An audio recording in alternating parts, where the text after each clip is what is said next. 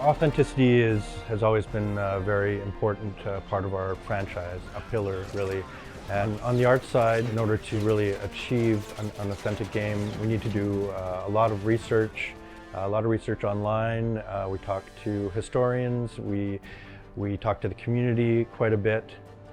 Unlike Co. 1 and 2 in previous games, things like damage and wear and tear was kind of baked down into the vehicle. So you'd have your Panzer and it would have some grit and dirt, and that was just baked on the unit.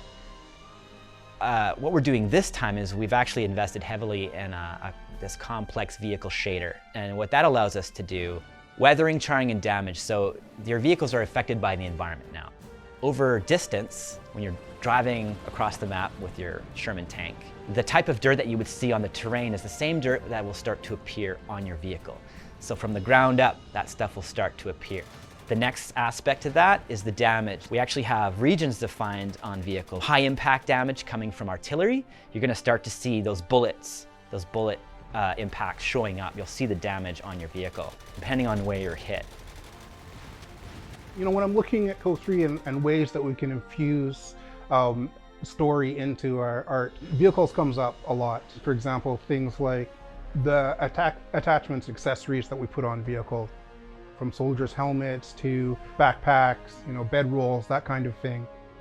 Effects art direction for COH3 is in the same vein as COH1 and COH2, but closer to the realism end of the spectrum instead of the Hollywood end of the spectrum.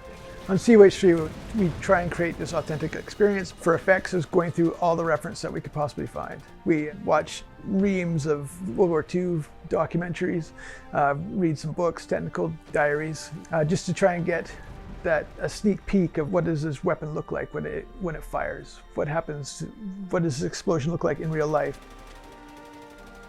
The paper doll system was a phrase that our art director Tristan coined, or maybe it was me. Actually, maybe I should take the credit. I think maybe I don't know, one of us.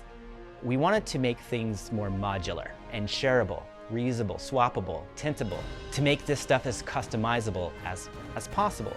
So what that means is the paper doll is that our helmets and hats are their own thing. The torso, the jackets, the shirts, the sweaters, that's their own thing. We actually take it even to a more granular level, to the level of the patches on the uniforms. The American might be part of a certain division, and we can actually swap the patches out.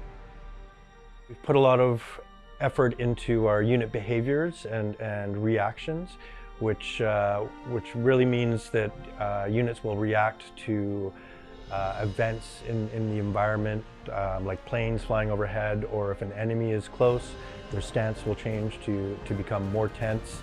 They will react to explosions, and small arms fire a lot more than they did in the past. All of the units interacting with the environment and the destruction really creates a living battlefield.